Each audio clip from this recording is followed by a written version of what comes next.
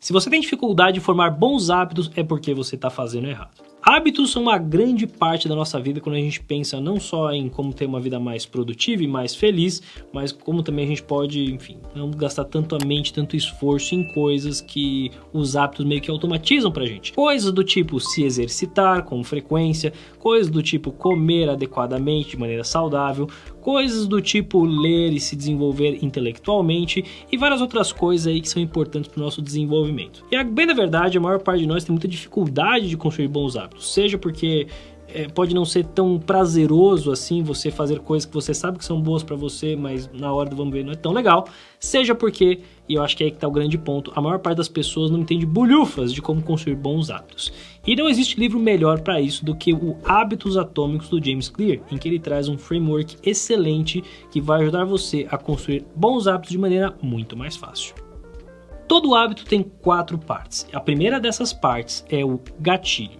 O gatilho é aquele fator que vai desencadear o hábito, que vai fazer com que ele comece. É importante que você tenha uma certa consistência em relação a esse gatilho, porque é isso que vai fazer com que o hábito sempre comece da mesma maneira.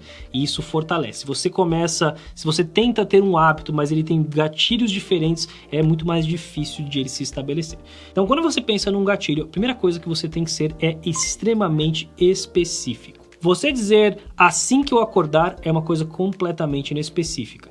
Quando você sair da cama é específico. Quando você sentar na mesa quando for tomar café da manhã é específico. Quando você trocar de roupa é específico. Quando você escovar os dentes é específico.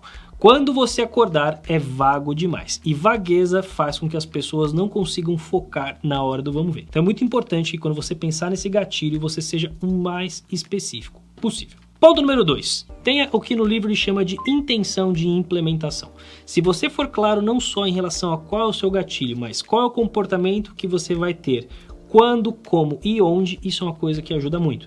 Na hora que você escreve isso, isso é ainda mais poderoso. Então, se você quer começar um bom hábito, uma boa forma de você começar é pensar nesse gatilho que você quer usar e você escrever em algum lugar. Pode ser no seu diário, pode ser num pedaço de papel, pode ser em algum lugar de preferência que você consiga ver, que é, em tal momento do meu dia, ou quando acontecer tal coisa, escreve o seu gatilho, eu vou fazer tal coisa a partir de amanhã, ou por 90 dias, ou seja lá o que for. Quando você tem essa intenção de implementação, por mais pequeno e tosco que isso pode parecer, é uma coisa que ajuda muito a você desencadear o comportamento desejado. E é claro que o gatilho não precisa ser necessariamente um lugar ou um momento. Você pode usar elementos do seu ambiente como forma de gatilho. Se você tem, por exemplo, uma garrafa de água próxima a você, onde você está, por exemplo, na sua mesa do escritório, isso é um gatilho. Você olha para sua garrafa de água, você lembra que você precisa tomar água. Então, quando você consegue trabalhar o ambiente, é uma forma de você estabelecer pequenos gatilhos que podem desencadear esse comportamento desejado. E claro, uma dica final que ele traz para você é aproveitar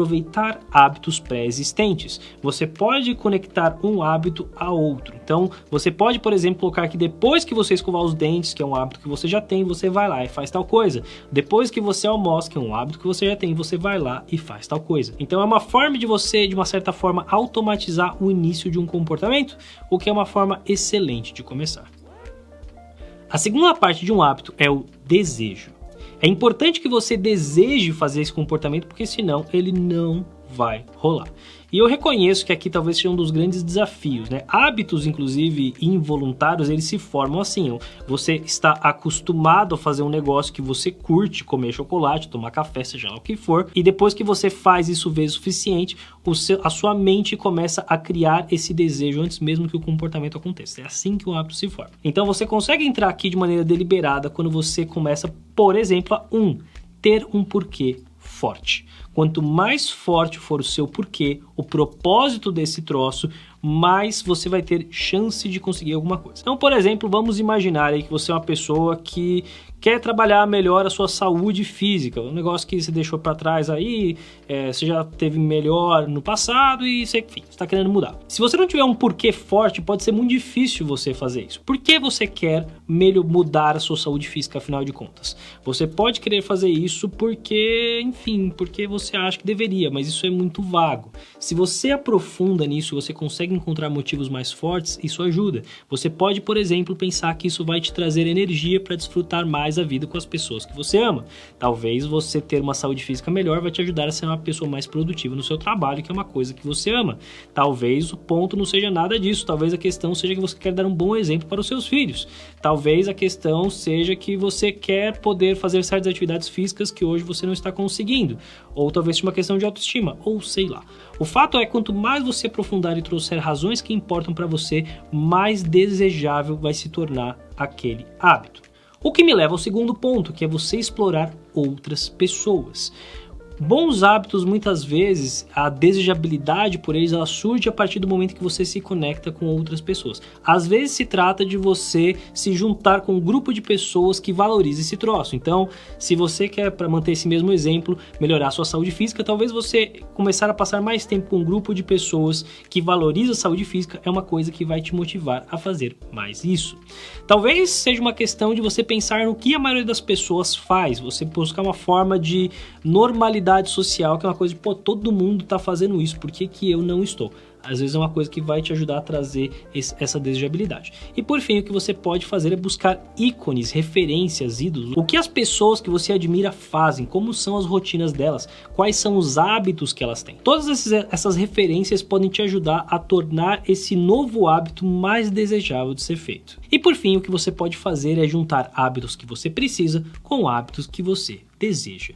Então, todo mundo precisa, por exemplo, lavar a louça, né? Enfim, louça precisa ser lavada, comida precisa ser feita. Você pode mesclar essas atividades domésticas com coisas que você curte fazer, como, por exemplo, ouvir uma música, ou ouvir um podcast, ou assistir aquela sua série que você tá deixando para lá um tempão, mas que você pode assistir aqui no celular, por exemplo. Então dá para rolar esse multitasking, assim, você tá lá fazendo as suas atividades e você fazendo uma coisa que você curte ao mesmo tempo. Conforme você vai conectando essas duas coisas, vai ser muito mais fácil de você fazer aquela atividade que você não tinha tanta vontade de fazer e torná-la muito mais interessante. A terceira parte de um hábito é a rotina. E a rotina é o que vai fazer o hábito acontecer. E nós, como seres humanos, nós procuramos sempre seguir a lei do mínimo esforço. É sempre preferível fazer algo que gaste menos esforço do que algo que gaste muito esforço. Então, o lance aqui é como é que você consegue tornar a sua vida mais fácil. A dica mais interessante que tem no livro é o hábito de 2 minutos. Então, todo hábito ele pode ser reduzido a uma versão de 2 minutos. Se você quer se exercitar, por exemplo, o hábito de 2 minutos pode ser colocar a sua roupa de exercícios. Estabelece esse hábito e se depois você não tiver afim e fala, puta, cara, não tô afim de malhar hoje, tudo bem. Mas o que acontece na maior parte das vezes é, uma vez que você coloca sua roupa de exercício, naturalmente você já vai passar aquele limiar do não tô afim e vai tocar e vai fazer o que precisa ser feito. A mesma coisa se aplica para a leitura. Então, você colocar quero ler 10 minutos ou quero ler 20 páginas, talvez isso seja muito pesado para você. Começa colocando com, cara, eu preciso ler 1 minuto por dia. 1 minuto. Só 1 minuto. Se eu ler 1 minuto já é missão cumprida. Naturalmente você vai ultrapassar o limiar e você vai ter vontade de ler mais. Se tiver algum dia que você vai ler 1 minuto só, tá tudo certo. A consistência é muito mais importante do que a intensidade. E finalmente, entra o quarto elemento, que é a recompensa. Todo hábito ele precisa ser prazeroso. Se ele não for prazeroso, ele não vira um hábito.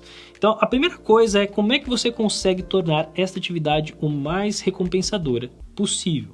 Uma coisa que é muito interessante é que entra no âmbito dos exercícios. Muita gente pensa assim, eu preciso fazer academia, mas odeio academia. E quem foi que te falou que você precisa fazer academia? Existem vários personal trainers por aí que eles já entenderam que o lance não é muito por aí. Você ficar batendo soco em ponta de faca não é o melhor caminho. Alguns deles têm uma abordagem de eu vou te expor a vários tipos de atividades diferentes até você encontrar alguma coisa que você curte fazer. E a partir daí a gente toca o barco e segue dessa maneira. Porque é muito mais fácil você trabalhar um hábito em cima de algo que você gosta do que algo que você não gosta. A segunda questão da recompensa é que muitas vezes ela está um pouco diferida no tempo. Você começa o hábito hoje, mas você só vai ser recompensado no futuro. Isso é um grande problema na maior parte dos hábitos positivos.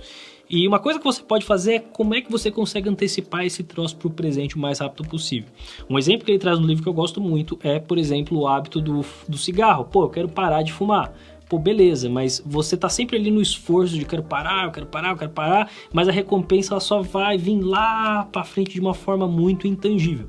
Como é que você poderia fazer isso de uma forma diferente? A sugestão que ele dá é, quando dá vontade, pega o dinheiro que seria o do cigarro e coloca aquilo numa aplicação. Naturalmente você vai ver a sua conta bancária enchendo e isso pode ser uma recompensa positiva o suficiente no presente para te motivar a seguir com esse hábito. E finalmente, uma última alternativa que você tem para ter uma recompensa é valer-se de um parceiro de metas. Um parceiro que vai ou estar com você na execução das suas metas ou então que vai te ajudar a não sofrer uma punição para as suas metas. Afinal de contas, uma recompensa também pode ser a ausência de uma punição. Então você pode colocar que se você não executar a sua meta, você vai pagar uma grana para ele, ou então vocês vão ter algum tipo de aposta em que você vai se ferrar muito se você descumprir aquilo que você se comprometeu a fazer. Esse é um caminho muito interessante que inclusive tem vários dispositivos maravilhosos que ajudam você nisso. Se você for uma pessoa um pouco ousada, você pode, por exemplo, colocar um e-mail automático ali na sua caixa de e-mail que vai mandar para o seu chefe uma mensagem dizendo: eu não acordei na hora porque eu sou preguiçoso. Então é uma coisa simples que não te vai custar dinheiro, mas que talvez te motive a acordar cedo se essa é uma coisa que você está com dificuldade para fazer. Quando a gente olha para hábitos dessa perspectiva, fica mais claro que para você construir bons hábitos, eles precisam ser óbvios para começar, com gatilhos que sejam muito claros e muito simples de serem seguidos. Eles precisam ser desejáveis. Quanto mais desejável, maior a chance daquele hábito fixar. Ele precisa ser fácil de ser executado. Quanto mais simples for a sua rotina, é mais provável que você vai seguir com esse hábito. E finalmente, ele precisa ser recompensador. Ele precisa ser prazeroso. Se você tiver um hábito que te traz prazer, é muito provável que ele fixe. E o mesmo vale se você quiser acabar com hábitos indesejáveis. Você pode torná-lo não óbvio ou mais oculto. Você pode torná-lo indesejável. Você pode torná-lo difícil de ser executado. E você pode torná-lo desprazeroso. Se você seguir esse framework do James Clear, eu não tenho dúvida nenhuma de que você vai ter uma mudança radical na maneira como você estabelece seus hábitos hoje. Inclusive, alguns dos hábitos mais importantes que existem são os hábitos matinais, porque quando você começa o seu dia bem, você consegue fazer o dia todo valer muito melhor do que quando você começa mal. E se você não tem muita ideia de por onde começar, dá uma olhada nesse vídeo aqui que ele vai te trazer alguns dos hábitos matinais de pessoas de sucesso que podem fazer uma grande diferença na sua vida.